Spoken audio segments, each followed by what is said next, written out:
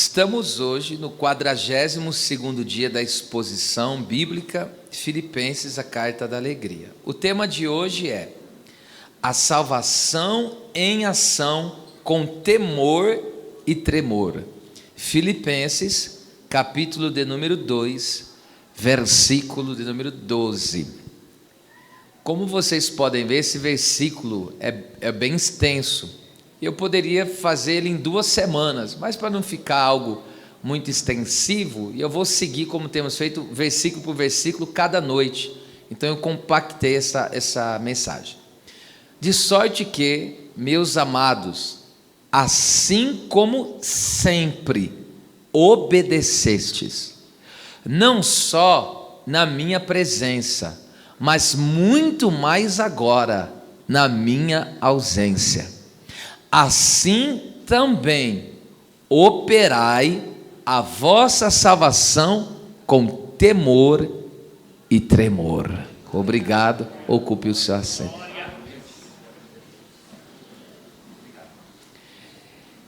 Como já vimos, esta sessão que se inicia em Filipenses 1:27 e vai até Filipenses 2 ao 18, é uma sessão só, e aí nós estruturamos essa sessão para poder melhor aplicar a palavra ao coração e trazer o sentido do texto ao coração da igreja. E esta sessão, conforme já falei, que vai do capítulo 1, do versículo 27 ao capítulo 2, versículo 18, é uma sessão só. Ela é subdividida em 4 pontos principais, isso nós já vimos, eu só estou refrescando a sua memória. E eu repito, a primeira subdivisão, Paulo fala sobre a firmeza e a unidade diante da oposição, que vai do capítulo 1, do versículo 27 ao 30. Segunda seção, a unidade, ele trabalha a unidade por meio da humildade, que aí é o capítulo 2, do versículo 1 ao 4. Olha como está estruturado esse texto. E aí o terceiro ponto aqui, principal dessa sessão, é o exemplo de Cristo. Lembra o hino cristológico? Tede o mesmo pensamento que houve em Cristo Jesus, que sendo em forma de Deus, não supôs ser igual a Deus, mas humilhou-se, tal, e foi exaltado. Então essa agora é o terceiro ponto principal dessa sessão, o exemplo da humildade de Cristo. Cristo não veio para ser servido, mas ele veio para servir. E agora o quarto e último ponto principal é onde nós vamos entrar, que vai do versículo 12 ao versículo 18 do capítulo 2, que é o chamado à obediência. Após o hino cristológico, que nós vimos do versículo 5 ao 11 do capítulo 2, que demonstra a obediência de Jesus, Paulo segue para a aplicação prática dessa obediência na vida da igreja. Cristo não é o nosso padrão de vida, Cristo não é o nosso exemplo, e ele foi obediente. Agora Paulo está dizendo, ele trouxe o exemplo, ele trouxe a mensagem, como se fosse assim, né? Ele trouxe a mensagem.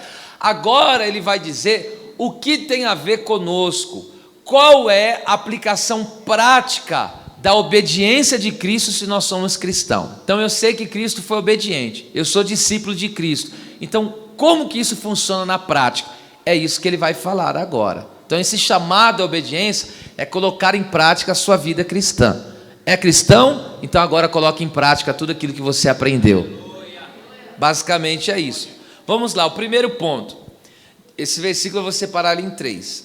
De sorte que, meus amados, assim como sempre obedecestes. Esta palavra de sorte que é uma só no grego, que é hoste, que pode ser traduzido de modo que, de maneira que, ou também portanto. Esta conjunção funciona como uma conclusão para todo o argumento anterior, como Cristo se humilhou e foi obediente até a morte, como ele diz aí no versículo 8, os filipenses devem seguir esse padrão de submissão e ação. Submissão, ele se humilhou; ação, ele foi obediente. Então nós temos que seguir esse padrão de humildade, se humilhar, e ação, obedecer, tá certo? Então, esse portanto, aqui é a conclusão desse padrão do Senhor Jesus. Agora veja só, Jesus já havia dito que desceu do céu, não para fazer a sua própria vontade, mas a vontade daquele que o enviou, o Pai, João 6,38.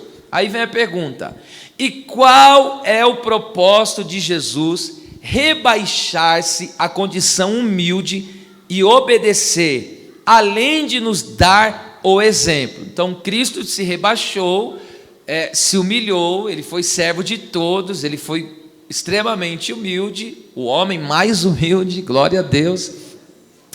Primeiro, porque ele veio nos deixar o exemplo. Ele está dizendo: vocês são meus discípulos, façam o que eu fiz. Ele veio para isso. Agora, segundo ponto, ele veio para um outro objetivo. E qual é o outro objetivo que ele veio, além de deixar o exemplo para nós? Isso está em João 14,31. João explica: mas é para que o mundo saiba que eu amo o Pai e que faço como o Pai me mandou. Então Jesus está dizendo que o propósito dele se rebaixar a condição mais humilde, mais humilhante, foi para quê? E obedecer perfeitamente ao Pai. Foi para ele demonstrar ao mundo o quanto ele amava o Pai. Esse foi o propósito. Então Jesus veio demonstrar o quanto ele amava o Pai Celestial, tá certo? E agora isso tem a ver o que comigo e com você? Tudo, né? O Pai enviou a Jesus, e da mesma forma Jesus nos enviou. João 20:21 diz: assim como o Pai me enviou, da mesma forma eu estou enviando vocês. Ou seja, obedecer aos mandamentos e viver em conformidade com a palavra de Deus e a vontade de Cristo é viver com o propósito de testemunhar na prática as pessoas que amamos o Senhor Jesus Cristo. Louvado seja Deus. Então, quando nós passamos a obedecer, quando eu falo de mandamentos, eu gosto de frisar isso, as pessoas sempre ficam só nos 10. Não matarás, obedecer pai e mãe, não toma o nome do Senhor em vão, não se prostra diante de imagens, não cobiça, não adultera. Quando fala de mandamentos, as pessoas ficam presas a esses. Mas quando eu falo os mandamentos de Deus, os mandamentos de Cristo, é fazer tudo que Jesus ordenou que nós fizéssemos. E não está só preso a esses 10 mandamentos, ok? Tudo que Jesus, o que Jesus deixou? Ame o próximo, mandamento. Evangelize o mundo, mandamento. E assim vai. Tudo que ele nos deixou para fazermos, ok? Isso corresponde aos mandamentos. Então, quando nós fazemos, obedecemos aquilo que ele nos deixou para ser obedecido, nós estamos dando um testemunho de amor a Cristo, de amor ao nosso Deus, tá certo? Então, cada vez que você põe no seu coração e vive a prática de obedecer a Deus, você está declarando ao mundo: eu amo a Cristo. Então, a forma como nós demonstramos o nosso amor a Cristo é nesta prática de obedecer o que Ele falou. Eu já falei isso aqui, mas não sei por que veio à memória novamente, mas o Espírito está no controle. Eu me lembro teve um homem, não é aqui do Brasil, lá nos Estados Unidos, vocês já ouviram isso. E esse homem, ele era psicopata, e ele matou muita gente, com requintes de crueldade, matou. E aí ele foi levado ao julgamento. Quando chegou lá no julgamento, o pessoal, os familiares estavam lá das vítimas que ele havia matado, imagine só. E aí as pessoas tinham oportunidade de falar com ele, que ele ia ser condenado, e uns diziam: você vai apodrecer, você merece a pior morte possível, de tão irado que as pessoas estavam. Imagine, perderam um familiar. Mas chegou um crente, um senhorzinho, cabelinho branco, barbinha branca, falou: olha, hoje eu estou aqui para cumprir um dos mandamentos mais difíceis que Jesus me ensinou a cumprir, mas como discípulo que eu sou dele, eu tenho que cumprir, que é perdoar. Todos eles te odeiam e desejam mal para você, mas eu te perdoo. Nossa! Um psicopata, quando as pessoas falavam que odiavam, que queria a pior morte dele, ele olhava assim com deboche. Mas quando aquele crente falou, eu te perdoo, ele começou a chorar. Por quê? Porque o amor de Cristo é constrangedor. Um psicopata foi tocado pelo poder da obediência aos mandamentos de Deus. Eu obedeço os teus mandamentos para que o mundo saiba que eu te amo. É forte. Agora veja, ele diz, então dê sorte que meus amados, amados é agapetós, que significa querido, estimado, descreve um amor profundo pelos filipenses, onde Paulo os tem em grande estima. É uma intensa amizade e ele os trata como um pastor zeloso, que cuida, dá atenção e se preocupa com o crescimento espiritual e o bem-estar deles. Aqui é uma exortação, ele está chamando os irmãos a serem obedientes, a viverem essa obediência, não só na ausência dele, mas a presença dele muito mais agora, tá certo? Como uma forma de colocar em prática a sua salvação. Então veja como que ele trata esses irmãos. Ele está exortando eles como um pastor que zela pelo crescimento, como alguém que ama eles e não quer ver uma baixa espiritual, não quer ver a igreja perecer. Por isso que ele chama, ó amados, ou meus amados irmãos. Veja só, isso aqui estava no coração desse servo de Deus realmente. Em 2 Coríntios 12, 19, você sabe que entrou falsos apóstolos e tentavam tirar a autoridade apostólica de Paulo. Paulo, que foi o fundador daquela igreja, o instrumento humano pelo Espírito Santo, que ali fundou aquela igreja. Então, os coríntios eram filhos na fé de Paulo, tá certo?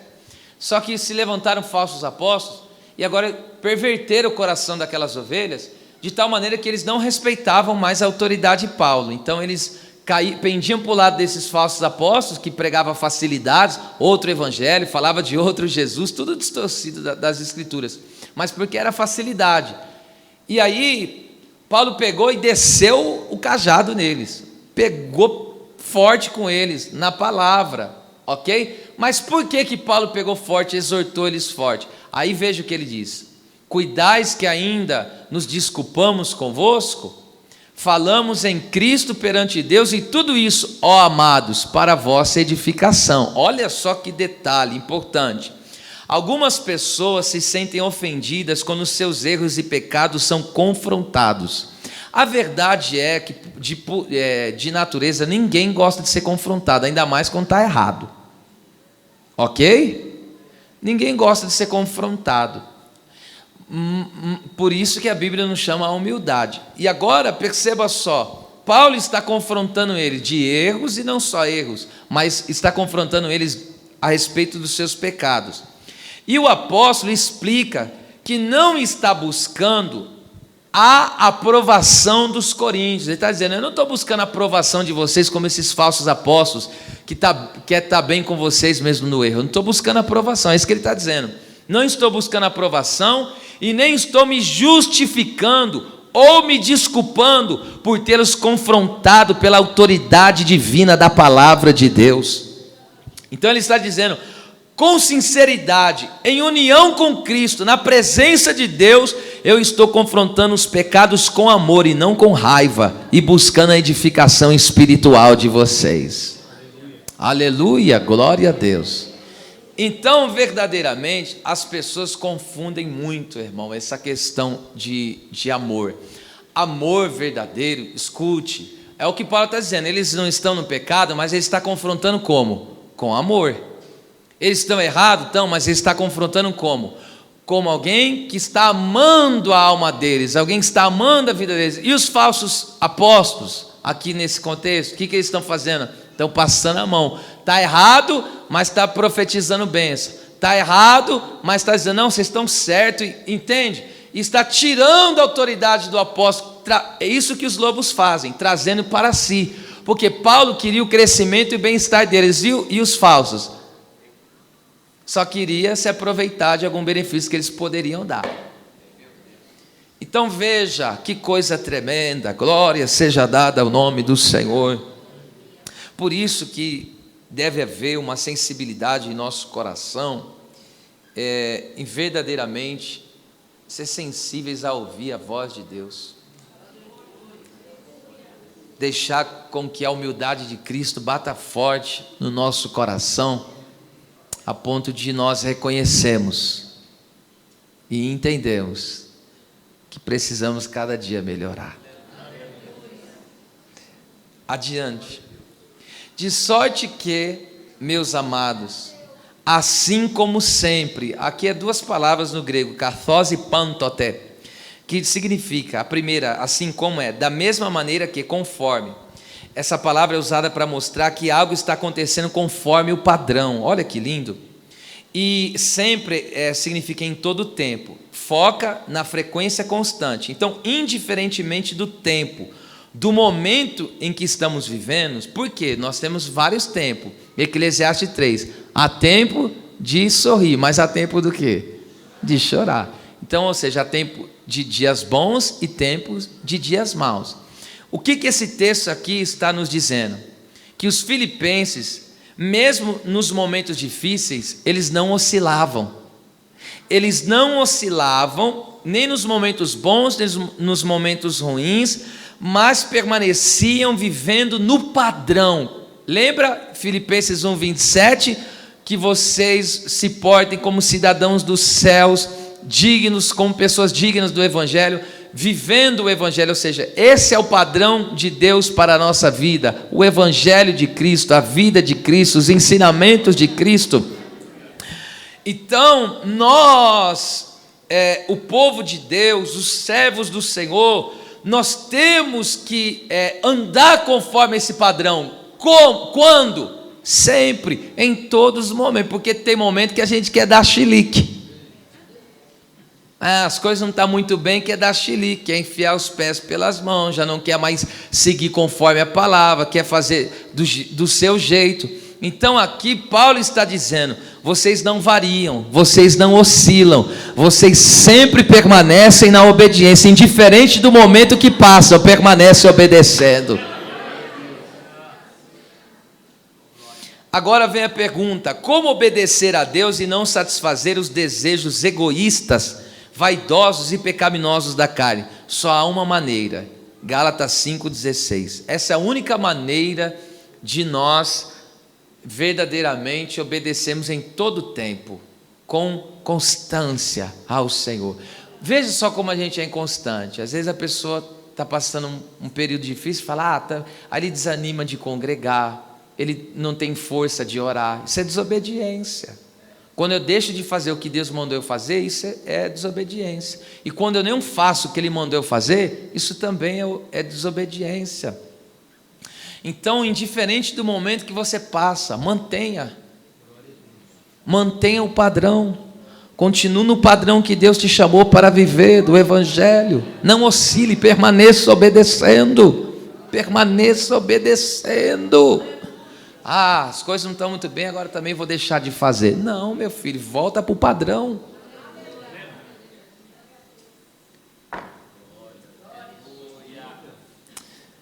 Gálatas 5,16, vamos lá. Leia comigo, 3, 2, 1. Digo, porém, andai em espírito, e não cumprireis as concupiscências da carne. Concupiscência, você sabe, desejo proibido. É o desejo pecaminoso. Escute, então, a única maneira de nós obedecermos a Deus e não satisfazer os desejos egoístas e pecaminosos e vaidosos da carne, é como? Andando, vivendo em união espiritual e intimidade com o Espírito Santo. Só assim poderemos viver de acordo com a palavra, com a vida de Cristo, e não faremos exatamente o que a natureza caída manda. Você sabe que mesmo que nós nascemos de novo, a nossa natureza caída ainda está presente. E se ela não for dominada pelo Espírito Santo, ela toma força, ela ganha espaço, e aí você sai do padrão e volta a fazer o que agrada a carne. O que agrada a carne? Sentar a mão. O que agrada a carne? Discutir, puxar cabelo. Você está entendendo o que eu estou querendo dizer? O que agrada a carne? Ok? Um dorme no quarto, outro na sala. O que agrada a carne? Acabou, amanhã eu vou no cartório e vou buscar essas coisas, isso agrada a carne. Mas aí, esse é o desejo da carne. Resolver como? De acordo com a carne. Mas aí vem quem? O Espírito. Aleluia. Tem discípulo aqui de Jesus Cristo aqui? É bacalabaçã da calabaio. Andai em espírito, aqui ou melhor, no espírito, e você não vai executar as vontades da carne. A carne, olha o que agora, a carne gosta disso aqui, ó. A carne, uma das coisas que a carne mais gosta de fazer, parar, desistir. Isso é uma das coisas que ela mais gosta. Jesus não falou, a carne é fraca. Se ela é fraca, já está dizendo, ela começa e não termina. Qualquer coisa quer olhar para trás, qualquer coisa vou abrir a mão. Isso é a carne. Mas quem está no espírito, aí você diz, carne, você não está no comando, e nem eu estou no comando. A chave da minha vida está nas mãos do Espírito Santo, e eu estou andando com Ele, eu tenho união espiritual com Ele, eu pertenço a Ele, eu sou dele, eu sou casa dele, Ele mora em mim, eu ouço a voz dele, eu tenho intimidade dela, cala séria, eba, shabá, calabassúria. Então, de sorte que, meus amados, assim como sempre o que? Obedeceste. A palavra aí, obedeceste no grego, é hipakuo, que significa, olha que interessante, ouvir, responder e obedecer. A pessoa obediente é aquela que ouve, responde e executa. Esta palavra, literalmente, hipakuo, no grego, literalmente significa escutar baixo, literalmente. E que tem a ver escutar baixo com obediência? Eu te explico. A imagem aqui é de alguém que se coloca em uma posição de escuta atenta, baixando o próprio ruído, para ouvir a voz de outra pessoa. Muitas vezes nós estamos com muitos ruídos da nossa vida, dos nossos próprios pensamentos, dos nossos próprios caminhos, está impedindo de a gente ouvir a voz de Deus. Só que ser obediente, você já reparou, às vezes, vamos supor, alguém da sua casa está num cômodo, você está no outro, ela fala, você ouviu, mas não ouviu direito, você ouviu a voz, e você sabe que ela falou com você, mas você não entendeu perfeitamente. Quando você é obediente, o que você faz? Você abaixa o volume, às vezes você estava com o celular ouvindo louvor, às vezes você estava fazendo uma coisa e você não estava atento, aí o que você faz? Você para o que você estava fazendo e faz o quê? Dá atenção. Baixa os ruídos da vida e para ouvir e responder. Sempre obedeceste. Deus está falando com alguém aqui. A voz da sua cabeça está te impedindo de você ouvir a voz do Espírito Santo. Os ruídos do seu coração pervertido, que quer sair do padrão do Evangelho, está fazendo você ficar confuso. Aí você ouve bem a voz de Deus, bem lá no fundo, aí você não quer obedecer. É o que você faz? Finge que não ouviu. Eu tenho 3 filhos e eu conheço essa história. Eu sei como funciona. Você fala, ô fulano de tal, e ele ouviu e finge que não está ouvindo, porque sabe que vai pedir para fazer algo. E como eles não querem fazer, tem alguém aqui, aleluia, aleluia, mas o obediente que ele faz, opa, estou aqui, que tu queres? E está aqui para quê? Para executar o que Deus está mandando, louvado seja Deus. Escute isso. O apóstolo reconhece o histórico de fidelidade da igreja, e é algo que precisa ser mantido e intensificado. Eles eram obedientes, mas precisa ser mantido e intensificado. Nunca piora, sempre melhora. A Bíblia fala sobre a obediência da fé, em vários textos, mas você que anota aí, Romanos 16, 25 e 26 fala da obediência da fé. E o que é a obediência da fé? é a obediência que caracteriza a fé verdadeira. Então, fé em Cristo que não leva a obediência é falsa. Eu creio em Deus, mas não obedece. Isso não é fé verdadeira. É obediência da fé. O que eu ouço que me gera fé? A palavra. A fé vem pelo ouvir e ouvir pela palavra. Eu ouvi a palavra. O que surgiu em mim? Fé. E essa fé vai me fazer o quê? Obedecer. Então, obediência da fé. Você só pode obedecer se você atentou pela fé nas palavras do Senhor. Aleluia. Glória a Deus. Veja, a prova bíblica disso, Hebreus 11, 8. Pela fé, Abraão sendo chamado, obedeceu. Por que ele obedeceu? Porque ele atendeu pela fé.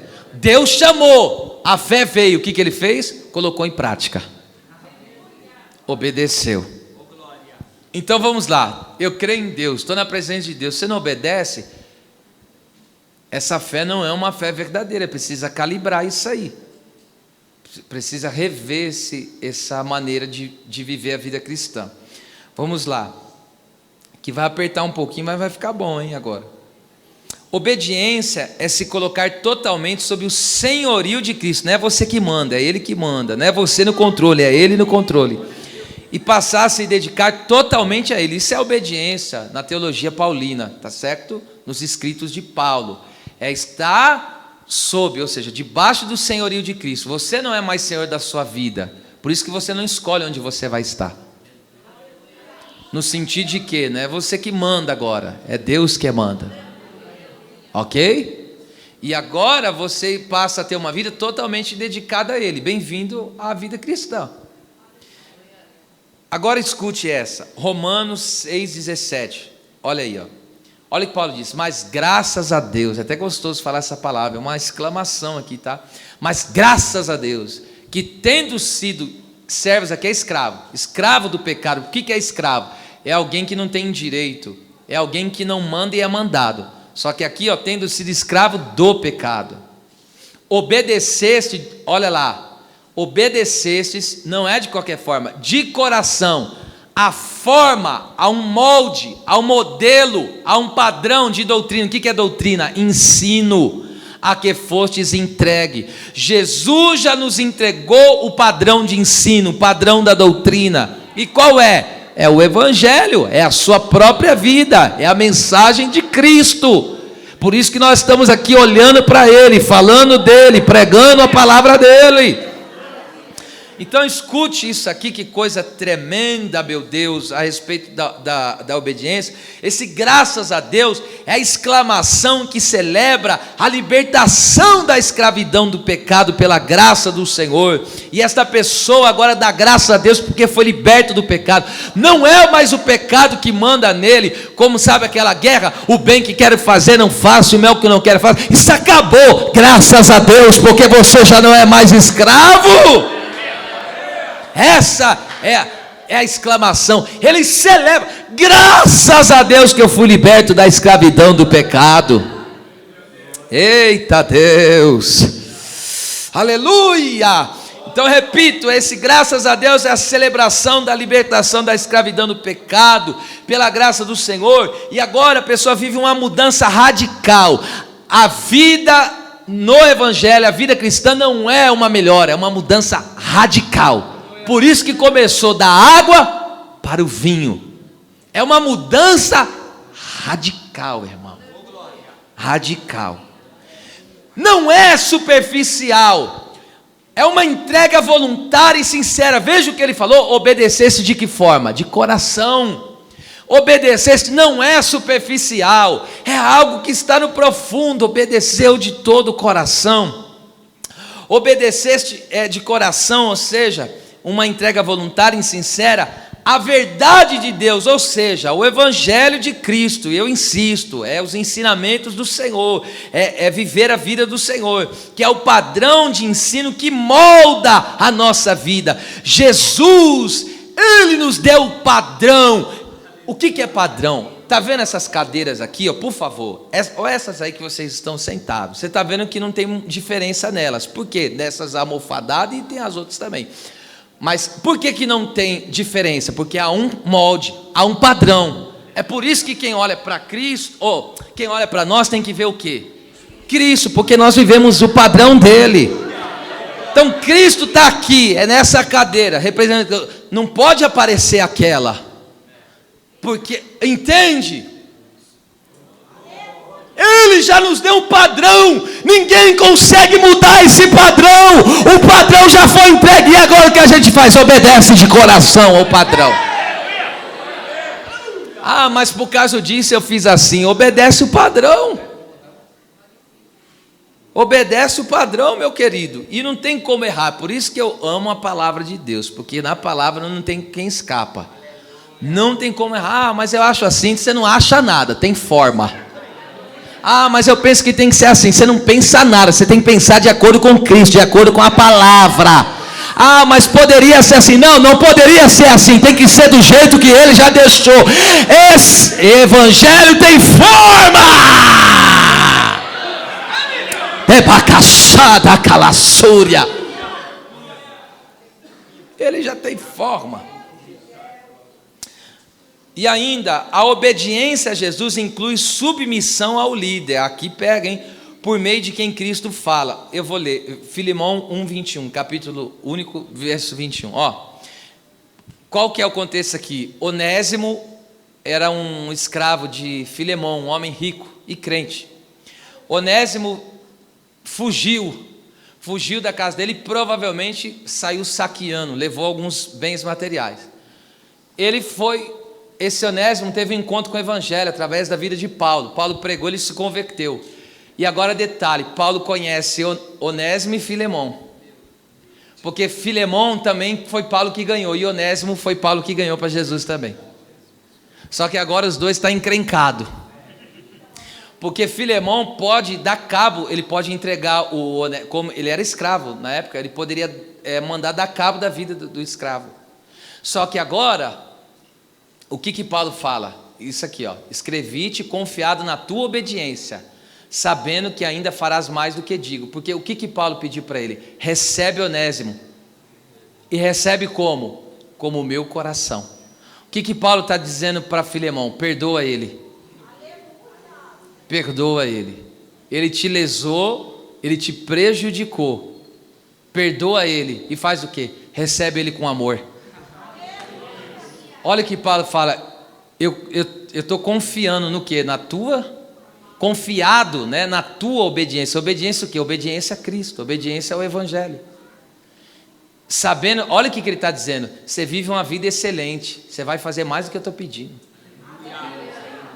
Ah, que isso, gente. Então entenda uma coisa: perdoar e receber Onésimo com amor é obedecer a Cristo, padrão do evangelho. E quem é que está pedindo para ele fazer isso? O seu líder espiritual. Perdoa, se reconcilia. Eu tenho dificuldade não, de ver, é claro, dificuldade de ver, mas nessa caminhada pastoral, meu Deus do céu, é uma loucura. Você fala uma coisa, a pessoa fala outra. E aquelas pessoas que vêm, fala para você pedindo um aconselhamento, mas ele já estava preparado tudo. Eu falo: para que você me perdeu o meu tempo? Eu fico pensando. A pessoa: não, o que o pastor fala para mim é a respeito disso, a respeito daquilo. Eu falo: ó, é assim, assim. Não, então, mas é que agora já está feito. Eu falei: oxe, você me tomou todo o meu tempo para vir. Quando a pessoa chega para mim e fala: ó, já está decidido, eu falei: amém, eu não vou falar mais nada, está decidido. Eu vou falar o que na cabeça de uma pessoa dessa?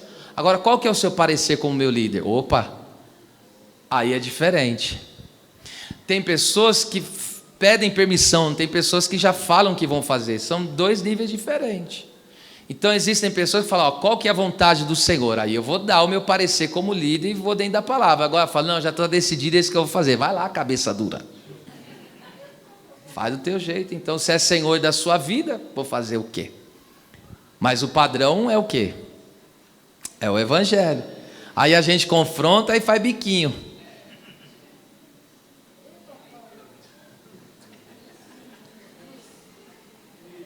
Perdoa, né? Perdoa, Filemão.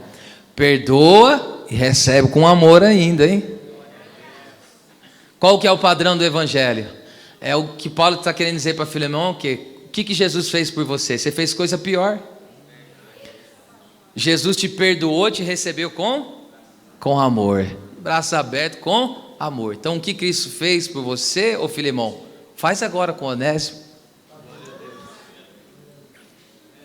Parece que vocês não vieram no estudo hoje, não. Voltando aí, verso 12, a parte B agora. De sorte que, meus amados, assim como sempre obedeceste, não só na minha presença, mas muito mais agora na minha ausência. A palavra aí na minha presença, não apenas é na minha presença, presença é parousia, presença, estar ao lado de alguém. Escute que isso aqui é muito importante. O apóstolo adverte contra a obediência de fachada, só para a pessoa ver, ou a dependência excessiva da figura do líder.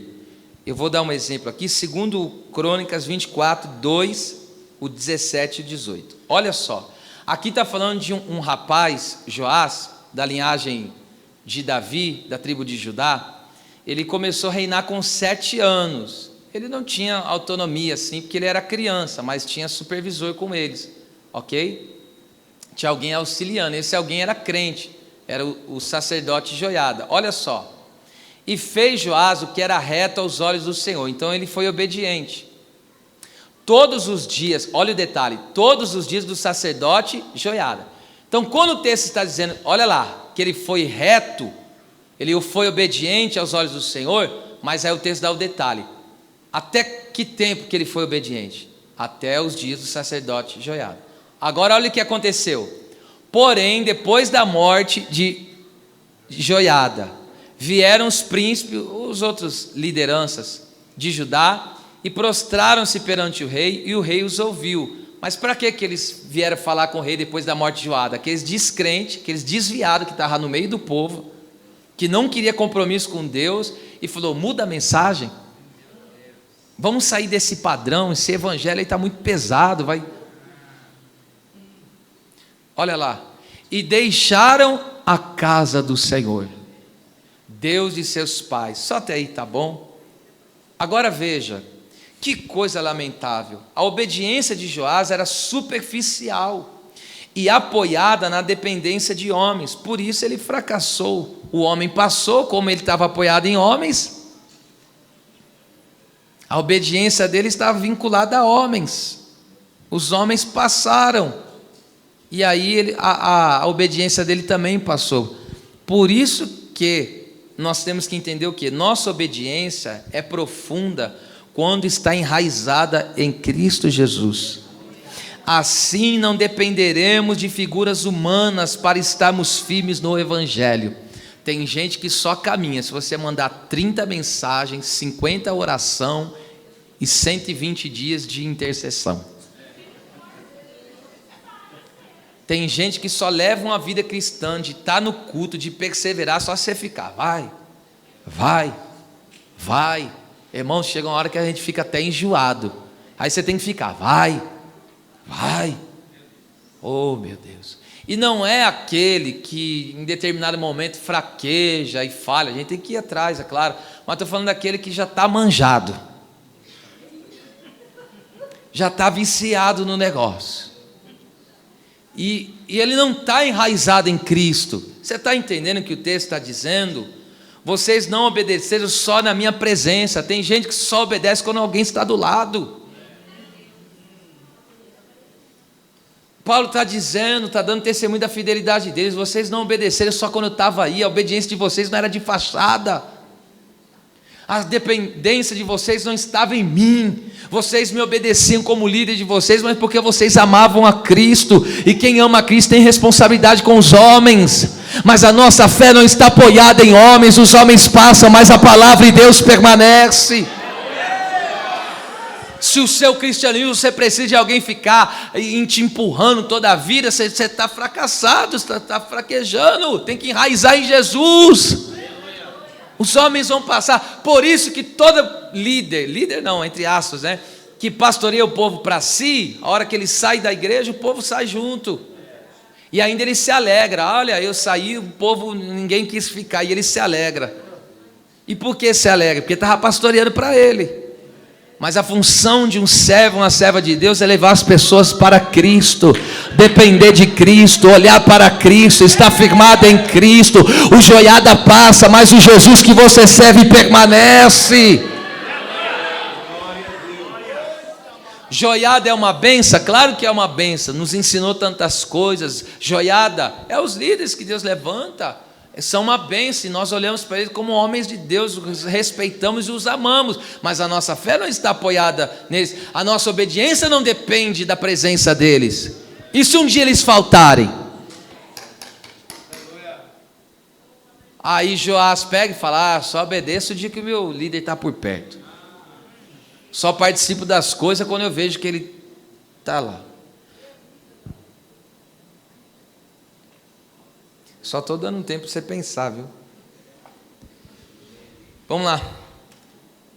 Agora, olha que Paulo dá o testemunho, não só da minha presença, mas muito mais agora. Olha o que ele está dizendo. Muito mais agora, nesse exato momento, na minha ausência. Você sabe que ele estava preso, então a ausência aqui é física, não espiritual. Paulo estava com eles e por isso mandou a carta.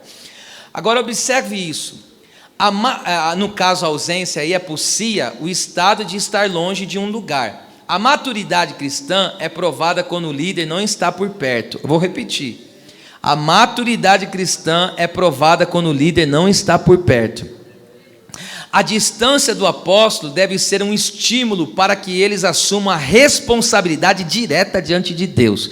Então, meu líder se afastou, uma oportunidade para mim assumir a responsabilidade direta com o Todo-Poderoso.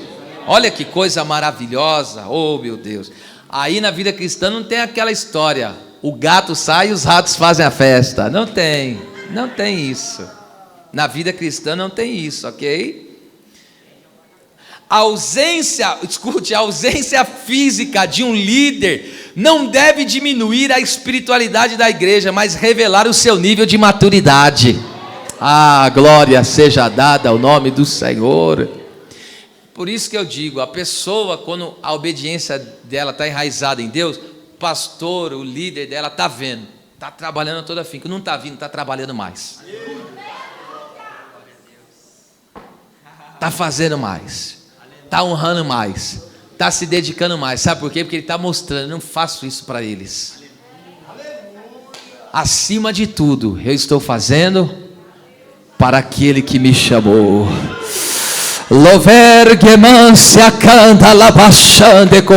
Assuma uma responsabilidade direta com Deus. Assuma isso, porque não tem coisa mais horrível do que você ter alguém que só vai com você. Aquele teu marido não te aguenta mais. Essa que é a verdade. Porque ele tem que ficar falando, toma um jeito. Aquela mulher não está te suportando mais. Você está sendo uma carga muito pesada. Que ela olha, não vê um movimento, não vê uma leitura, não vê uma oração, não vê um jejum. Aí vai dando faniquito, vai dando as coceiras, vai dando uma irritação. E ela fala: você não toma.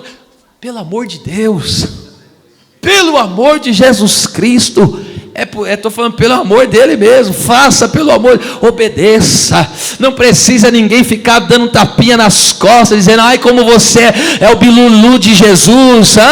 Não, faça porque você é obediente, e ponto final. Tem gente que, se você não falar que ele é o bilulu de Jesus, nem sei de onde eu tirei essa.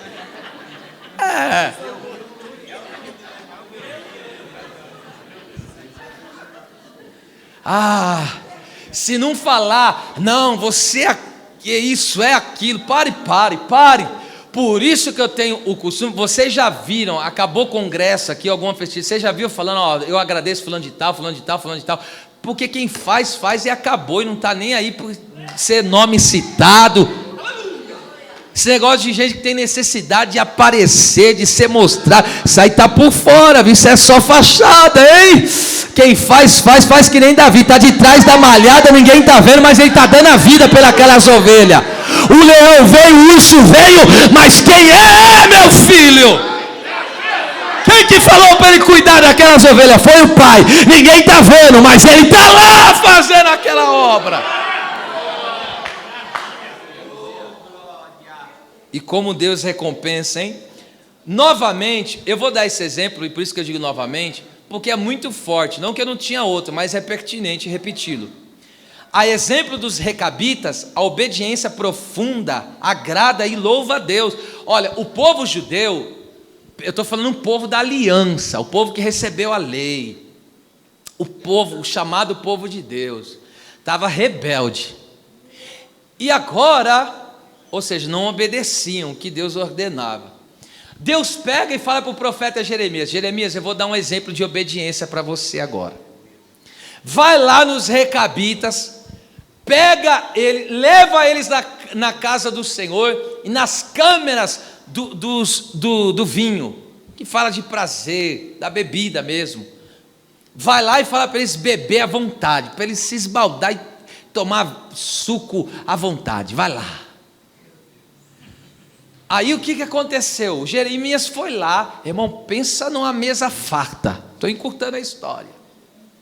E aí Jeremias falou: vem aqui, ô recabitas, bebe aí. Os recabitas pegou e falou: não, a gente não bebe. Aí eu explico agora. Por que eles não bebem?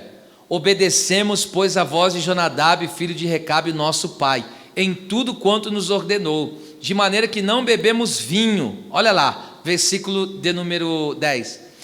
Mas habitamos em tendas, assim ouvimos, assim ouvimos, é por isso que quem não ouve não consegue fazer, assim ouvimos. Você tem que ouvir direito, não do jeito que você quer. Assim ouvir, não parece que eu não vou sair daqui, né? Assim ouvimos e fizemos. Então quem ouve direito vai fazer correto. Olha lá, fizemos conforme tudo quanto nos mandou Jonadab, nosso pai. Fizeram conforme o modelo, fizeram conforme o padrão estabelecido pelo seu pai. Não adianta você querer encaixar a sua vida nos seus moldes que você vivia da carne, não vai dar certo, vai gerar conflito. Se todos mantemos o padrão do evangelho, aí vai dar unidade. É o que Paulo está trabalhando lá no meio da igreja. Se eu for fazer do jeito que eu penso, do jeito que eu quero, de acordo com os moldes que eu tinha do mundo, não vai encaixar, vai dar errado, não vai adequar, não vai entrar, vai sobrar. Agora, se todos viverem o padrão que o Senhor estabeleceu, não vai ter conflito, vai ter harmonia.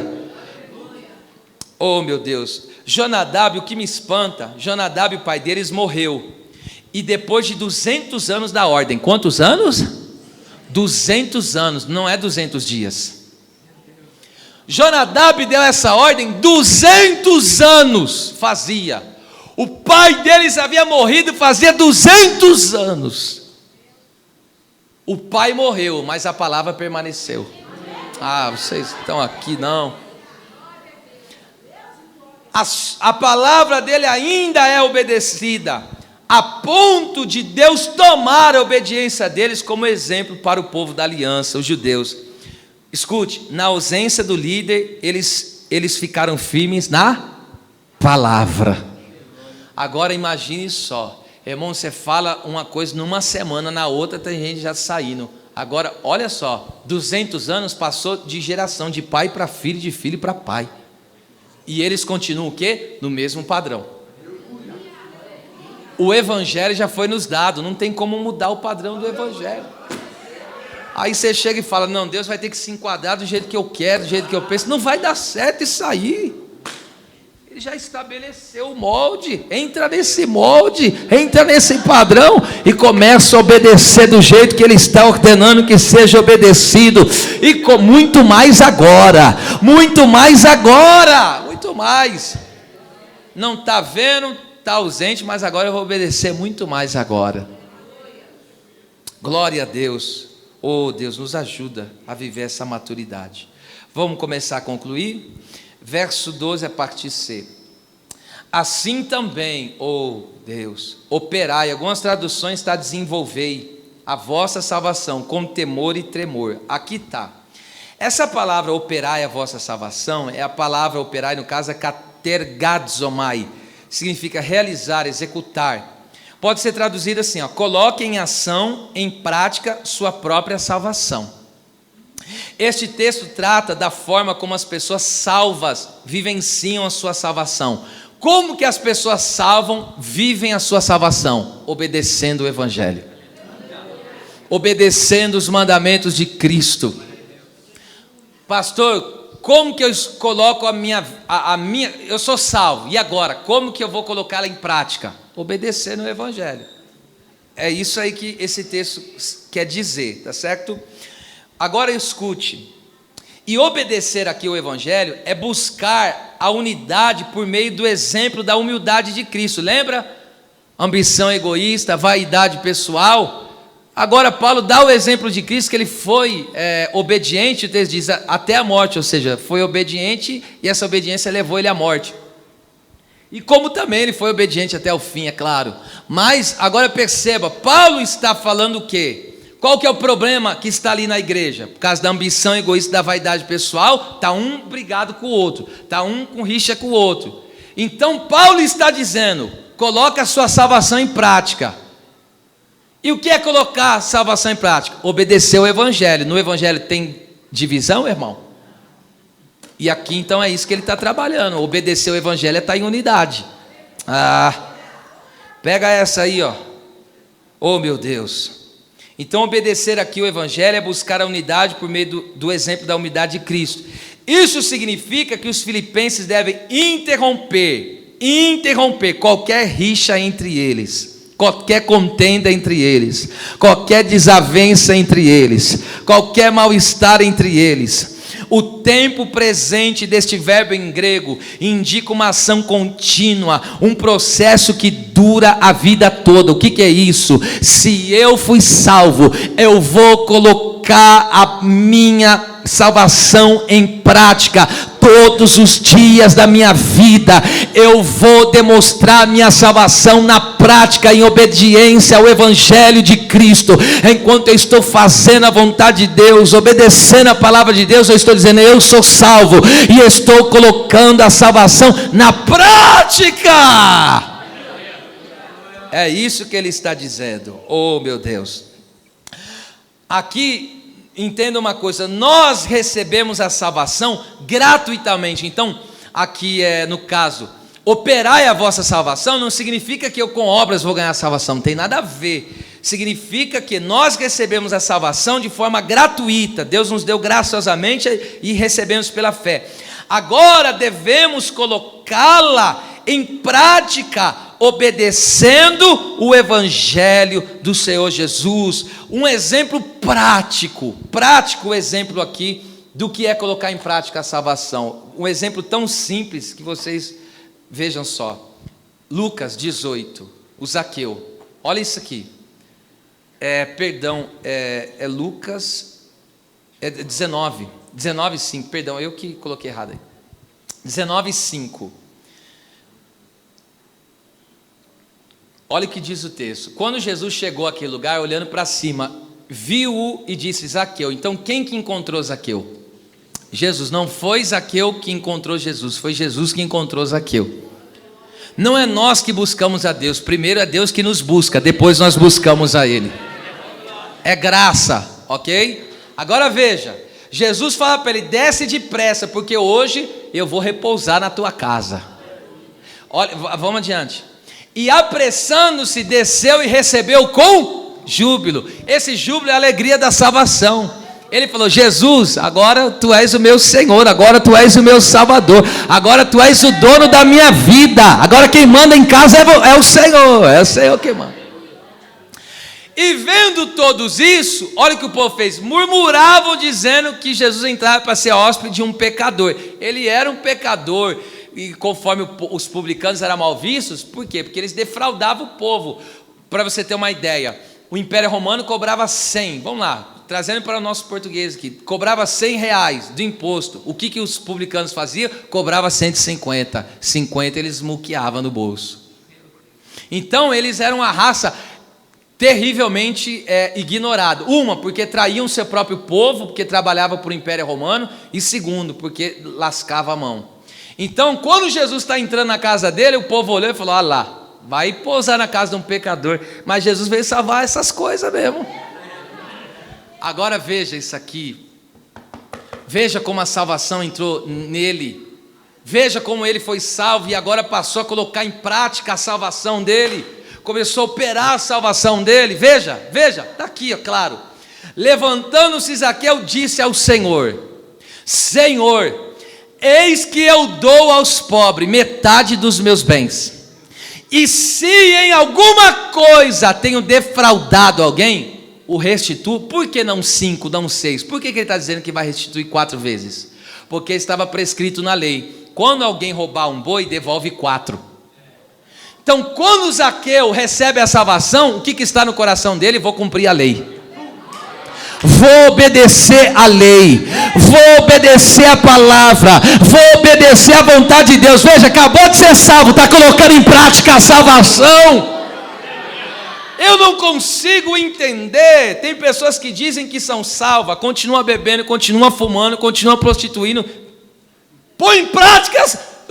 Você é salvo? Cadê a mudança radical? Bora ver. Antigamente você não tinha ânimo nenhum de estar na igreja, você só vinha empurrado. Agora você é salvo. Vamos ver o seu ânimo para vir para a igreja.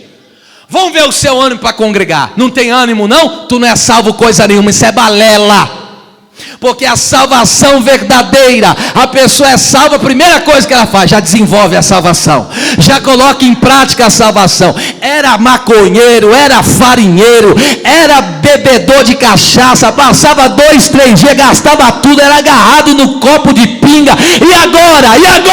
Quer reclamar porque tem que dar dízimo? Quer reclamar porque tem que ofertar? Ei, coloque essa salvação em prática! Passava uma semana hibernado nas drogas, não passa uma noite de oração na presença de Deus. Toma vergonha nessa sua cara. Eu não estou bravo não, eu estou na unção da palavra. Dava um trabalho tremendo, era uma coisa ridícula. Coloca essa salvação em prática. Ah, sou salvo só no nome? A gente quer ver a prática. Coloca essa salvação na prática. Sou salvo, mas não obedece ninguém. Sou salvo, não é sujeito a ninguém. Que salvação que é essa? Da onde você tirou essa salvação? Na 25 de março? Inventaram para você que agora você é salvo? Você acha que ser salvo é só levantar a mão e dizer: ah, estou aqui? Não, isso é o começo. Veja, Zaqueu entregou a vida para Cristo naquele dia já está colocando a salvação em prática. Tem gente que aceitou Jesus faz 30 anos, continua bebendo, continua fumando, continua falando mal da vida dos outros. Que salvação que é essa? Me explica. Desce a língua. E essas pessoas que fica só nos cantos, movimentando os negócios. Vamos colocar em prática a salvação. Vou falar de forma mais clara. Parece que tem alguém que não está entendendo, mas vou falar. Olha lá, não era salvo. Palavrão, de 10 palavras que você falava, 11 era palavrão. Agora você foi salvo. O que você faz? Parou com os palavrões e fala palavras boas. Você está colocando em prática a sua salvação. Você está demonstrando: ó, fui salvo. Ó a prática do que eu fui salvo. Bebia todas. Comia com farinha, como diz aí, né? E agora? E agora? Você passa, é longe. Pessoa, quando é liberta mesmo, por exemplo, liberta do cigarro, é essa a palavra. É liberta. Que negócio que é esse? É liberta e fica, fica querendo pegar o negócio. Não posso ver. Isso não é libertação não, meu amado.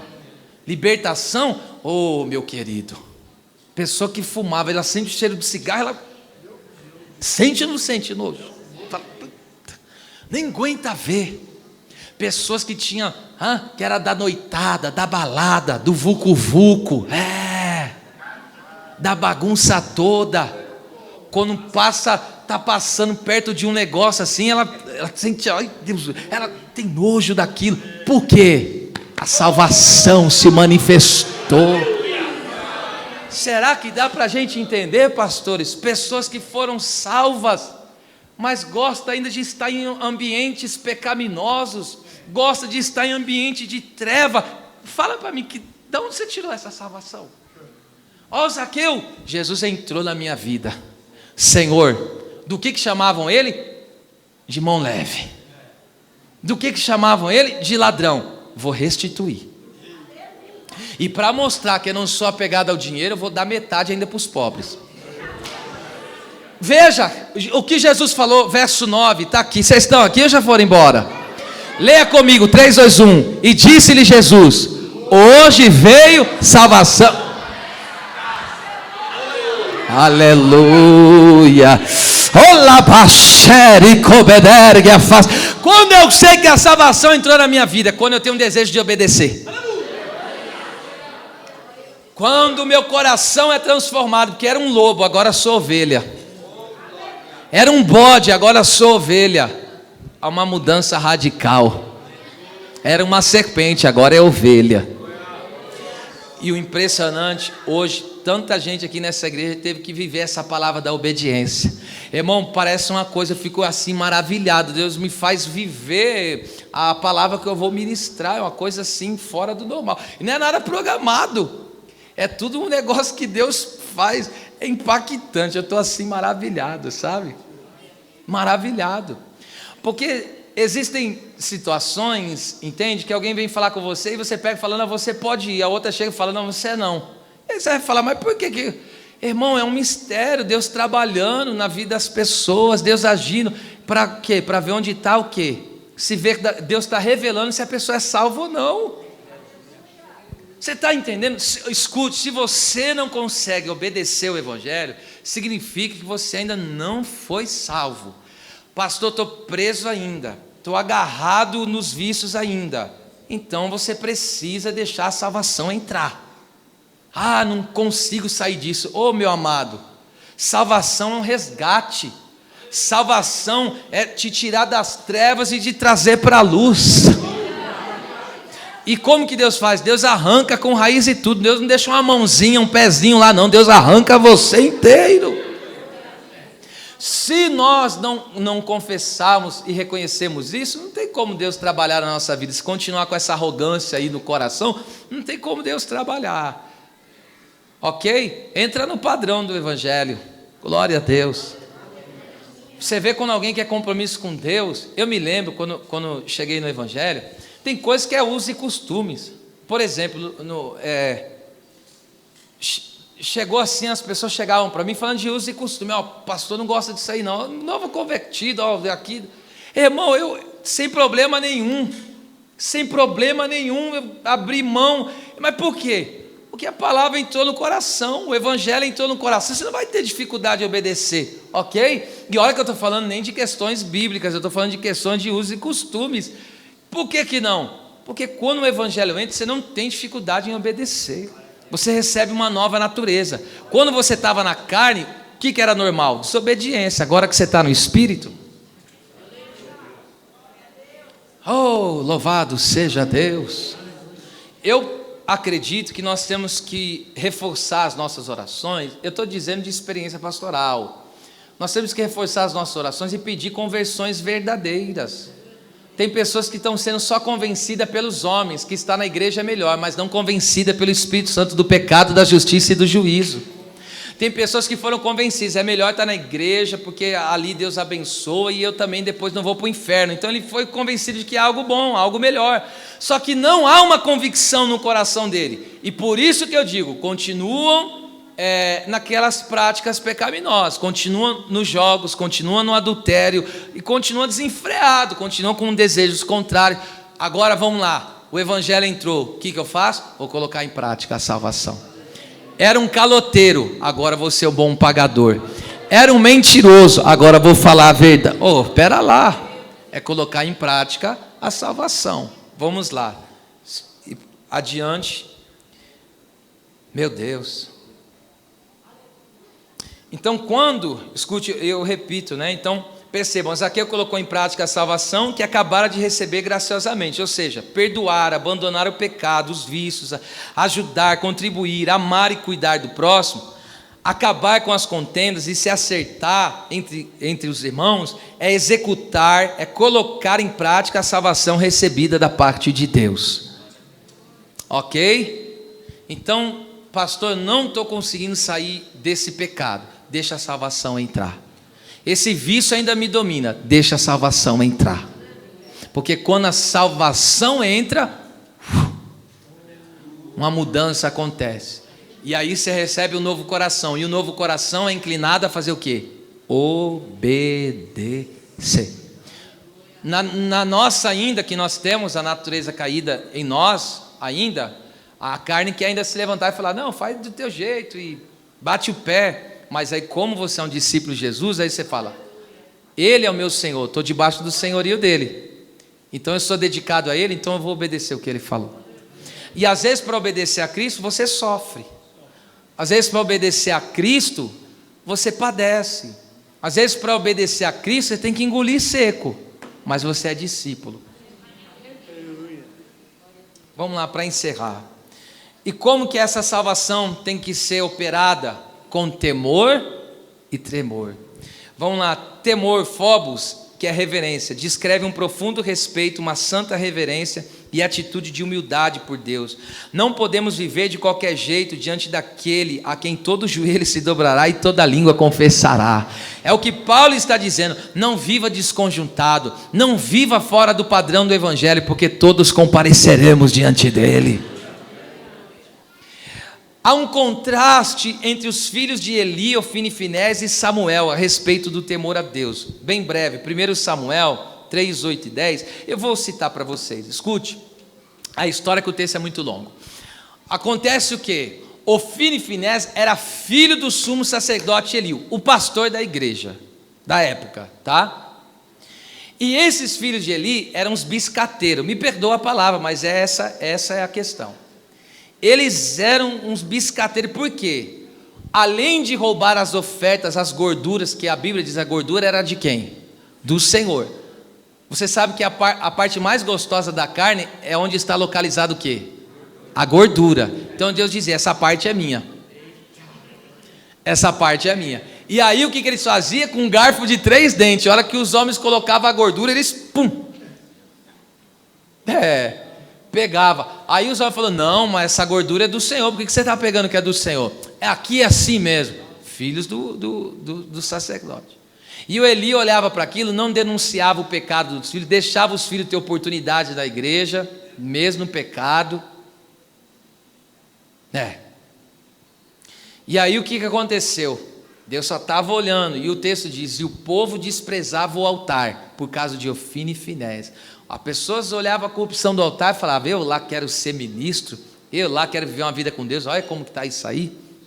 Fazia as pessoas repugnar o chamado. Aí tem um moço, gerado na oração pela sua mãe.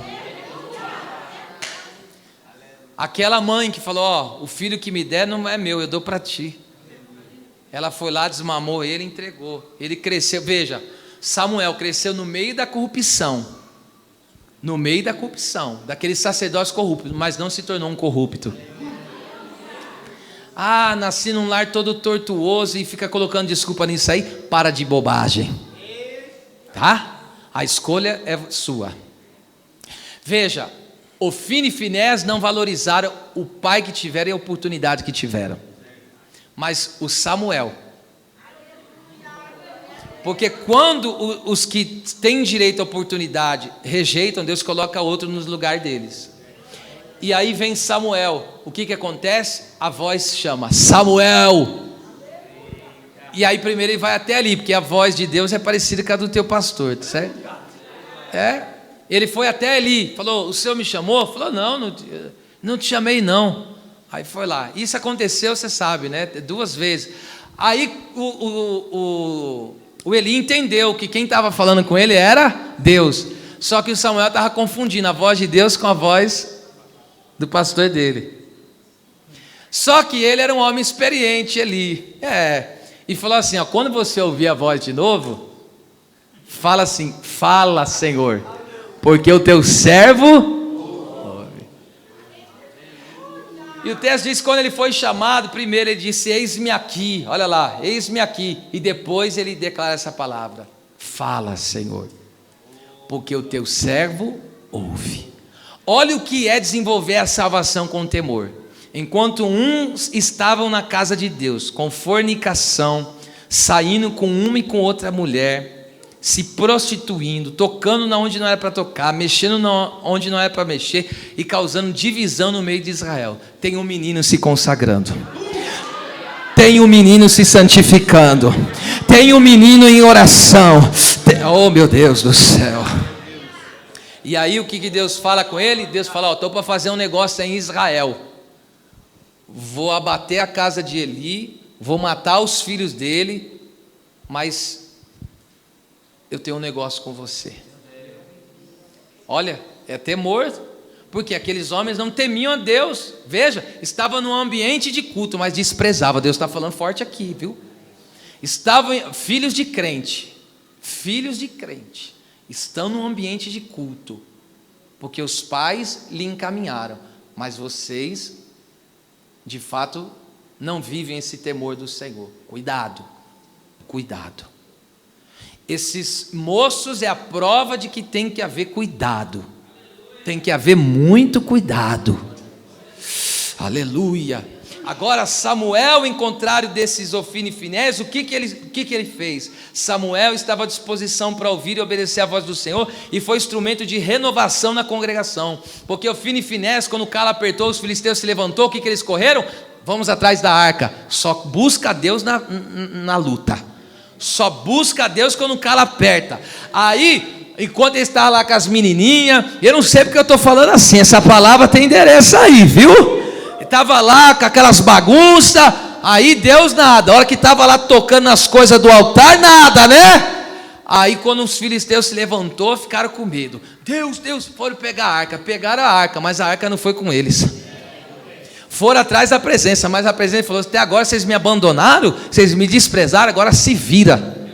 Aí quando eles foram, tomaram a sova, morreram, e a arca foi tomada, e a palavra saiu no meio de Israel: a glória, e acabou, foi-se a glória de Israel, foi-se a glória de Deus, porque quando a presença não é valorizada, a glória se acaba.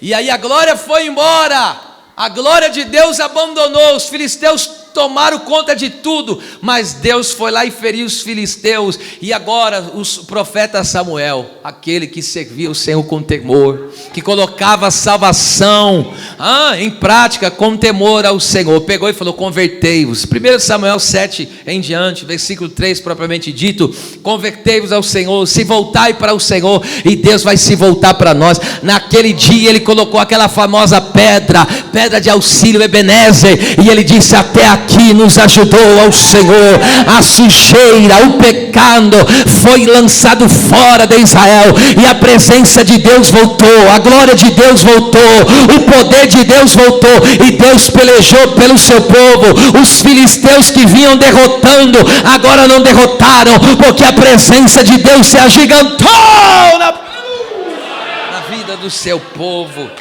Então a presença de Deus vai se agigantar na sua vida. Alguém na tua casa vai saber que Deus é com você, que é na tua vida. Louvado seja o nome do Senhor. E quando eu estou dizendo isso, não seja aqueles crentes doentes que ouvem uma palavra dessa e está com rixa e fala: agora ele vai ver. Pare de ser doente, pelo amor de Deus. Viva o Evangelho não divide, o Evangelho une. Aleluia. O Evangelho não traz mal-estar, o Evangelho traz saúde, traz bem-estar. Evangelho não traz disputa, o Evangelho traz ombro a ombro, mão a mão. Aleluia. E para encerrar, a salvação deve ser colocada em prática com temor e com mais tremor. Tremor, irmão, é tromos, o ato de estremecer. Trema diante dele toda a terra.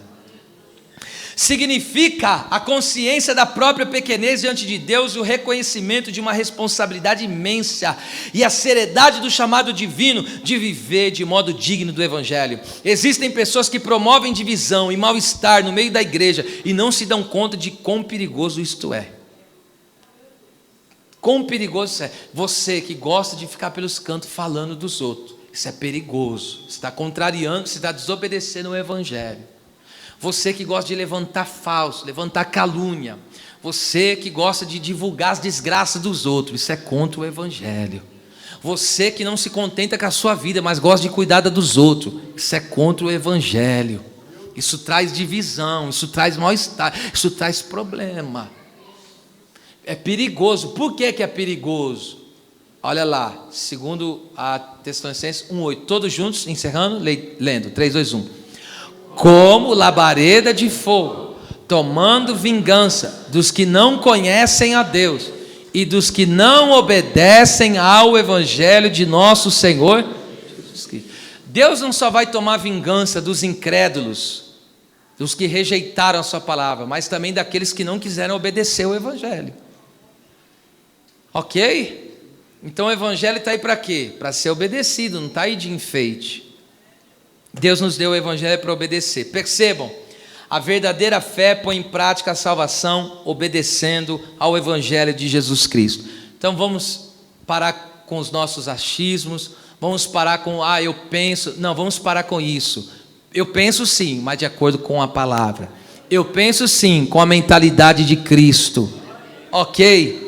Ok ou não ok? Ok, ok. E aí eu encerro esta mensagem com as palavras de Gordon Fee. O Evangelho é coisa de Deus, diga amém. E o Deus que salvou o seu povo é um Deus maravilhoso, diga glória a Deus.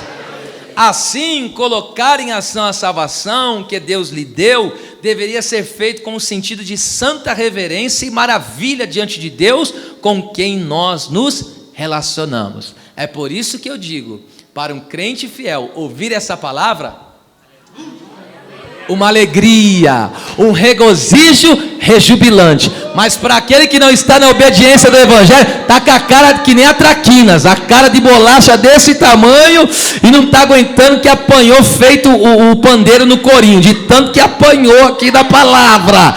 Mas nesta noite o Evangelho de Deus vem confrontar quem está no erro, vem alertar quem está na obediência e dizer: Deus nos chamou para o padrão da obediência do Evangelho de Jesus Cristo. Levante a sua mão e glorifique ao Deus dos céus e rejeite nesta noite tudo aquilo que contraria o Evangelho, que contraria Cristo na sua vida. Diga: eu vivo para louvor da glória.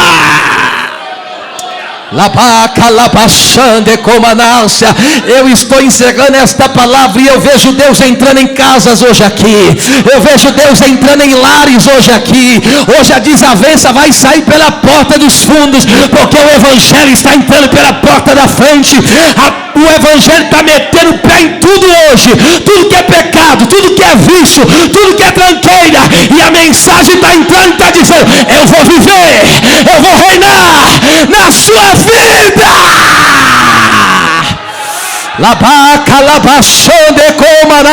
Quem recebe o poder da palavra, quem se rende ao poder do Evangelho, quem se alegra.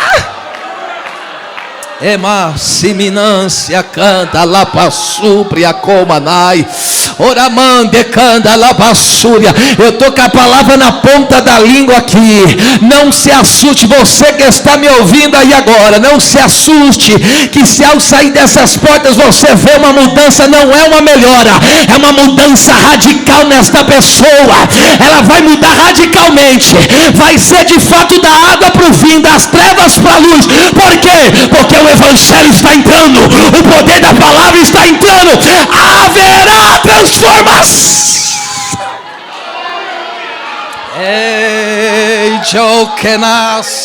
Eu vejo Deus quebrando algumas barreiras aqui. Eu vejo Deus quebrando alguns laços aqui. O inimigo não vai fazer arruaça na tua casa. Sabe por que não vai? Porque você não vai dar lugar para a carne. Ele só pode entrar se der lugar. A Bíblia diz: não deis lugar para o diabo. Então não dê espaço. Não dê espaço para ele. Por quê? É o Evangelho que te domina. não vai ter espaço para desânimo, não vai ter espaço para tentação, não vai ter espaço para abandono da fé, não vai ter espaço. Saia praticando a salvação, aplique essa salvação, saia daqui colocando em prática, ok? Oh meu Deus do céu, tem uma graça de Deus entrando aqui. E se fosse você, ia recebendo. Há uma operação do Espírito Santo no coração de pessoas. Eu estou vendo aqui pastores, tem soberba caindo, tem arrogância caindo, está caindo. No poder da palavra não vai resistir.